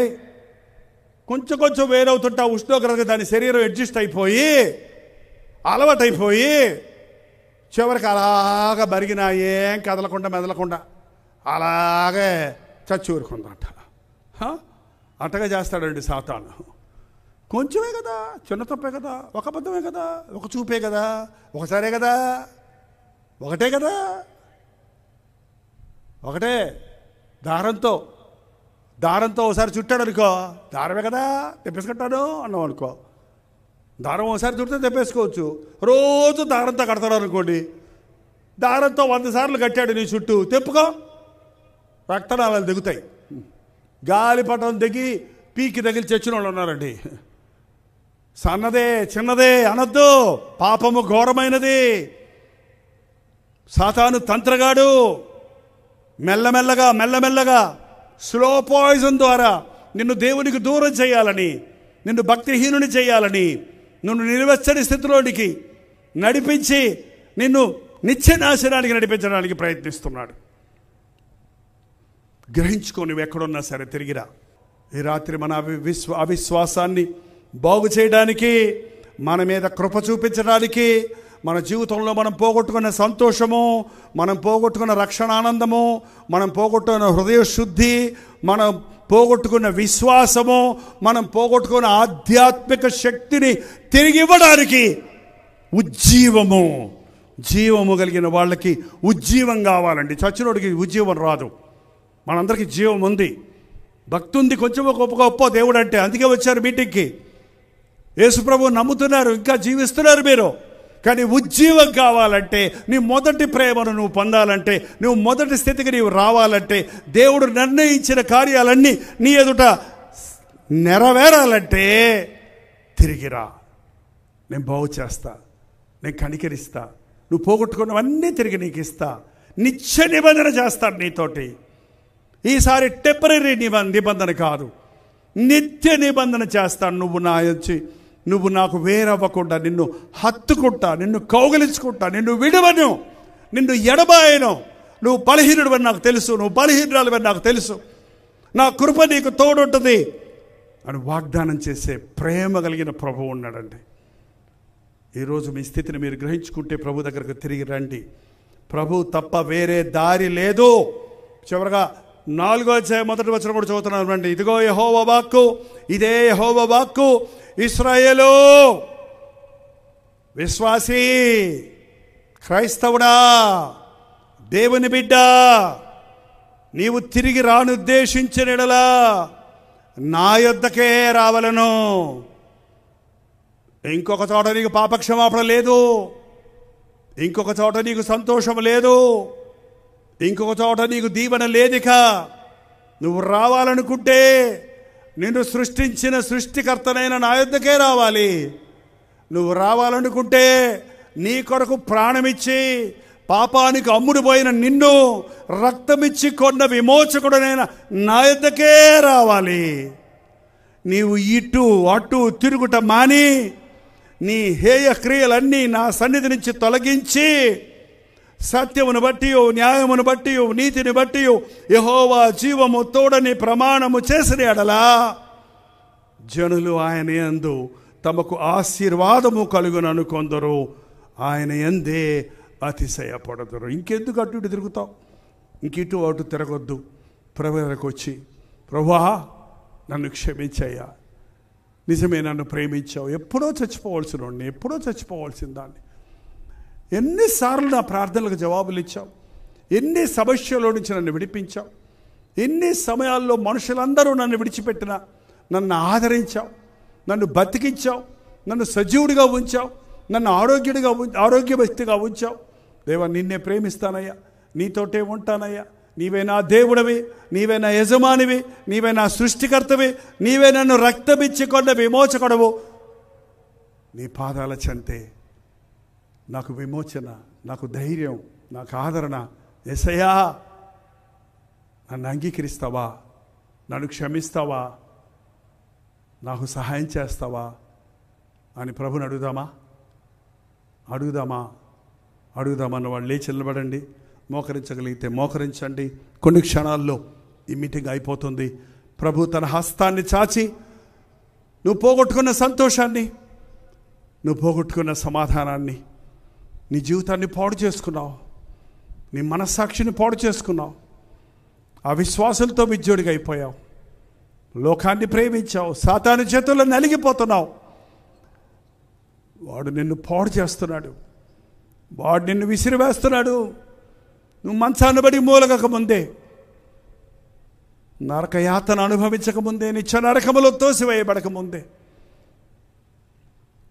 దిక్కులేని స్థితిలో నిన్ను ప్రేమించి గతి లేని స్థితిలో నిన్ను చేరదీసి నిన్ను మీద ఇష్టపడి తనవాడిగా తనదానిగా చేసుకున్న యేసయ్యను ఈరోజు నీవు నమ్ము. నువ్వు తప్ప వేరే ఎవరు లేరు యేసయ్యా, నమ్ముచున్నానయ్యా. నా చేయి బట్టి లేవనెత్తవా, నీ కౌగిల్లో చేసుకొని ఆదరించవా. నీ నామంలో శక్తి ఉంది అన్నానే కానీ ఆ శక్తి నా హృదయంలోనికి వచ్చే వరకు నీ పాదాలు పట్టుకోవాలని, విశ్వసించాలని నమ్మడానికి సహాయం చేయ్యా. నోరు తెరిచి ప్రతి ఒక్కరు ప్రార్థన చేద్దాం. నిత్య నిబంధన చేస్తానంటున్నాడు దేవుడితో. ఒకప్పుడు నిన్ను పెళ్లి చేసుకున్నాడు ఆయన. ఒకప్పుడు నువ్వు బాప్తిసం పొందావు, నిజమే. ఒకప్పుడు దేవుని మీద విశ్వాసం ఉంది నీకు, నిజమే. ఒకప్పుడు దేవుని దీవెనలు విస్తారంగా పొందావు, నిజమే. కానీ ఈరోజు నీ ఆధ్యాత్మిక జీవితం ఎలా ఉంది? లోకరీతిగా అన్నీ ఉన్నాయేమో. హృదయ శుద్ధిని కాపాడుకున్నావా? మంచి మనస్సాక్షిని కాపాడుకున్నావా? విశ్వాసమును కాపాడుకున్నావా? నీ స్థితిని నీ వెరిగి ప్రభు పాదాల దగ్గరకు వస్తే బాగు చేస్తానంటున్నాడు. నోరు తెరిచి చెప్పాలండి. మనసులో ప్రార్థన చేయొద్దు. మీరు చేసే ప్రార్థన మీ చెవులకి వినపడాలి. ఇదిగో దేవా, నా జీవితం నీకు ఇస్తున్నానయ్యా. దేవా నన్ను ఎంత ప్రేమించావయ్యా. నా తల్లి గర్భంలో రక్తపు గడ్డగా ఉన్నప్పుడే నన్ను చూసిన యేసయ్యా. నా మీద ఇష్టం పుట్టి నాకు ఈ గొప్ప రక్షణ ఇచ్చిన యేసయ్యా. నాతో నిబంధన చేసుకున్న యేసయ్యా, ఈ రాత్రి నన్ను కరుణించి నిత్య నిబంధన నాతో చేయాలని ఆశిస్తున్నావు. ఇదిగో నా జీవితం అయ్యా, ఇదిగో నీకు సమర్పించుకుంటున్నాను. నూరారా చెప్పండి. కాలం బహు కొంచెమేగా నీకై ప్రభువిచెనుగా, చాకు చేసినేమో నీకోసమే. కాలం బహు కొంచెమేగా నీకై ప్రభువిచెనుగా, చాకు చేసినేమో నీకోసమే. సిద్ధమేనా ఇకనైనా సంధింపై సురాజుని త్వరపడగా, సమయము పోనీయగా సిద్ధపడు మా సంగమా. సమయము పోనీయగా సిద్ధపడు మా సంగమా. సిద్ధిలను నేను సిద్ధముగా చేసుకో, సిద్ధిలను నేను సిద్ధముగా చేసుకో. రాజు రానయ్యున్నాడు, వేగమే తీసుకెళ్తాడు. రాజు రానయ్యున్నాడు, వేగమే తీసుకెళ్తాడు. సమయాన్ని పోనివ్వకండి. సిద్ధపడు మా సంగమా. సంగమా మేల్కో, సమయము పోనీయగా విశ్వాసి మేల్కో. సిద్ధపడు మా వధువు సంగమా, రాకడ కొరకు సిద్ధపడు. ప్రభు ఇష్టపడిన వ్యక్తి, ప్రభు ప్రేమించిన వాడా. ప్రభు నిన్ను పెంచి పెద్ద చేశాడు, దీవించి అభివృద్ధి పరిచాడు, జీవింపచేయుచున్న ప్రభు యేసు ప్రభు. నీ బలము నీ సౌందర్యము నీ బలము కాదు, నీ కొరకు ప్రాణమిచ్చిన ప్రభు కృప వల్ల మనం బ్రతుకుతున్నాం. ఆయన వదిలిపెట్టి ఎక్కడ దొరుకుతావు? ఆయన వదిలిపెట్టి ఎవరు పడితే వాళ్ళంట పడతా పెట్టి యేసయ్య గుండె పగిలిపోతుందయ్యా. లోబడనొల్లని జనుల వైపు దినమంతా చేతులు చాచి ఉంచిన ప్రభు, నా కుమారుడా, నా కుమార్తె, ప్రాణమిచ్చానయ్యా మీకోసం. నా కౌగిల్లో చేరండి. ఉగ్రత తరుక్కొస్తుంది మిమ్మల్ని. సాతాను తరుక్కుపోతున్నాడు మిమ్మల్ని నరకానికి. తప్పించుకోవడానికి నా పాదాల దగ్గరకు రండి. నా కౌగిల్లో చేరండి. నా రెక్కల చాటున దాగండి. యేసయ్య ప్రేమ చులకనైపోయిందా నీకు? ఏ గడియారాలు చూసుకుంటామే కానీ ఈ సమయం పోతే మళ్ళీ రాదు నీ జీవితంలో. నిత్య నరకం పోవలసిన స్థితి నుండి తప్పించుకునే సమయం ఇది. ఈ సమయంలో మౌనంగా ఉన్నావంటే మరో అవకాశం నీకు లేదేమో. ఎన్నో అవకాశాలు దేవుడు నీకు ఇచ్చాడు. ఎంతగా నీవు ఆయన్ని విసిగించినా, ఎంతగా నీవు ఆయన్ని బాధ పెట్టినా, ద్రోహివై తిరిగినా, భ్రష్టత్వంలో బ్రతుకుతున్నా, ఇంకా ఇంకా ప్రేమిస్తున్నాడు యేసయ్య నిన్ను. రాత్రి ఇంకా ప్రేమిస్తున్నాడు సహోదరుడా. వ్యభిచారి అయిపోయావేమో, తాగుబోతు అయిపోయావేమో, మోసగాడి అయిపోయావేమో, అబద్ధికురాలి అయిపోయావేమో, నీచమైన కార్యాలకు బానిసమైపోయావేమో, జీవితాన్ని గందరగోళం చేసుకుంటున్నావు. సాతానుకుని జీవితాన్ని అప్పగించేశావు. వాడు ఇప్పటికే నిన్ను శ్రమల పాలు చేశాడు. ఇప్పుడైనా తిరిగి రావా? తిరిగి రావా? తిరిగి రావా? నా విశ్వాసం తరిగిపోయిందయ్యా. నా హృదయం మలినమైపోయిందయ్యా. నా ఆధ్యాత్మిక జీవితంలో నేను వేశ్యనైపోయానయ్యా. ఆధ్యాత్మికంగా నేను పతనమైపోయానేసయ్యా. ఇంకా ప్రేమిస్తున్నావా నన్నేసయ్యా? ఇదిగో అయ్యా నా జీవితం నీకు ఇస్తున్నాను అన్నవారు మీ కుడి చేతి చూపించండి. ప్రభు మీ హస్తాలు, మీ హృదయాలు చూస్తున్నారు. ఎటువంటి తప్పుడు దిశలో ఉన్నా, ఎటువంటి విసిగిపోయిన బ్రతుకులో ఉన్నా, ఎంతగా మీరు కుమిలిపోయి నష్టపోయిన స్థితిలో ఉన్నా, ఈ రాత్రి యేసయ్య కవిగిల్లో నీకు సురక్షిత, నీకు క్షేమము, నీకు స్వస్థత, నీకు దీవెన సిద్ధపరిచాడు యేసయ్య. కొట్టేయ్యా నా శాపాన్ని, తీసేయ్యా నా పాపాన్ని, కౌగిలించుకోయ్యా, ఆదరించయ్యా. నోరు తెరిచి ప్రభుతో చెప్పండి. చేతులెత్తి నోరు తెరిచి ప్రభుతో చెప్పండి. పరిశుద్ధుడా, పరిశుద్ధుడా, ఒక్కసారి నీ బిడ్డలను చూడయ్యా. ఎవరెవరు ఏ స్థితిలో ఉన్నారో ఒక్కసారి చూడయ్యా. తప్పిపోయానయ్యా, ద్రోహినయ్యానయ్యా, భ్రష్టుడైపోయానయ్యా, చల్లారిపోయానయ్యా, దారి తప్పానయ్యా, నిన్ను మరిచానయ్యా, నన్ను క్షమించయ్యా అని ఏ గుడ్డల్లో నుంచి కేకలు వినపడుతున్నాయో వారి వైపు చూచి జాలిపడే యేసయ్యా, నీ చేయి చాపి మమ్మల్ని లేవనెత్తయ్యా.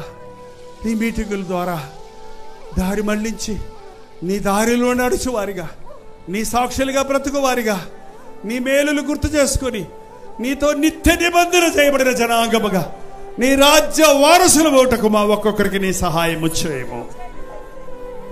ప్రతి విధమైన శాపము నుండి, ప్రతి విధమైన పాపపు బంధకముల నుండి, ప్రతి విధమైన అపవాది కార్యముల నుండి నీ బిడ్డలను నజరుడైన యేసుక్రీస్తు నామములో విడుదల చేయించున్నాము నాయన. క్షమించబడిన వారిగా, ఆదరించబడిన వారిగా నీ కృపను పొంది నీ సాక్షులుగా బ్రతుకుటకు మమ్మల్ని ఒక్కొక్కరిని అభిషేకించమని,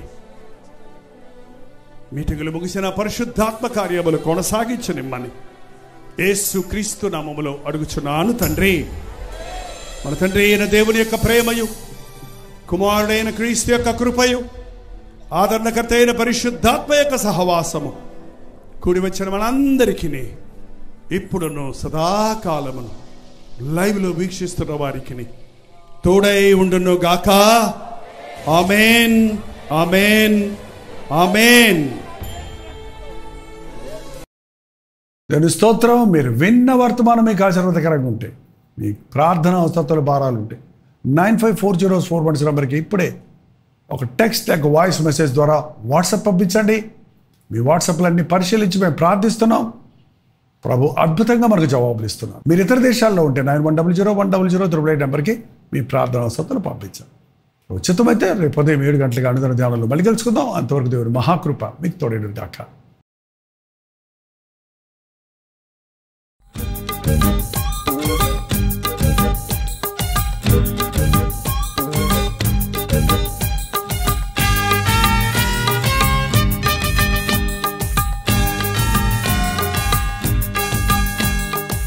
హల్లెలూయా. దోహా పరిసర ప్రాంతాల్లో ఉన్న వారికి శుభవార్త. ప్రభు చిత్తమైతే ఈ నెల నవంబర్ నెల 26, 27 తారీఖుల్లో 2 దినములు ప్రత్యేకమైన సువార్త కూడికలను ఖతర్ దేశంలో ఉన్న దోహాలో ఏర్పాటు చేస్తున్నాం. అక్కడ ఉన్నటువంటి దైవజనులు ఈ మీటింగులు ఏర్పాటు చేయడం జరుగుతుంది. మిమ్మల్ని అందరినీ ఈ మీటింగులకు ప్రేమతో ఆహ్వానిస్తున్నాం. దోహా పరిసర ప్రాంతాల్లో ఉన్న వారందరూ మిమ్మల్ని ముఖాముఖిగా చూడడానికి, మీకోసం వ్యక్తిగతంగా ప్రార్థించడానికి చెన్నై నుంచి మేము దోహా వస్తున్నాం. అనుదిన ధ్యానం ద్వారా దేవుని వాక్యాన్ని వింటూ మేలు పొందుతున్న మీరు రండి. మనందరం కలిసి ప్రభువును ఆరాధిద్దాం, గొప్ప ఉద్యమాన్ని చూద్దాం. గుర్తుపెట్టుకోండి, నవంబర్ 26వ తారీఖు 7 గంటల నుండి 10 గంటల వరకు, అలాగే నవంబర్ 27వ తారీఖు 7 గంటల నుంచి 10 గంటల వరకు ఒకే స్థలంలో ఈ 2 దినాల మీటింగులు జరుగుతున్నాయి. రండి. చిరునామా గమనించండి. Cana Hall, religious complex, Anglican centre, Abu Hamour, Doha. ఈ విషయం మీకు ఇంకా వివరాలు కావాలంటే క్రింద ఇవ్వబడినటువంటి ఫోన్ నెంబర్స్కు మీరు వాట్సాప్ ద్వారా కాంటాక్ట్ చేయండి, లేక ఫోన్ చేసి వివరాలు తెలుసుకోండి. రండి. ప్రతి అనారోగ్యం నుండి విడిపించబడినట్లు, ప్రతి బాధ నుండి, శ్రమ నుండి తప్పించబడినట్లు, ప్రభు తన గాయపడ హస్తంతో మనల్ని ముట్టి ఉజ్జీవించినట్లు దేవుని అద్భుత కార్యాలు అనుభవిద్దాం. రండి, పాల్గొనండి, దైవాశీస్సులు పొందండి.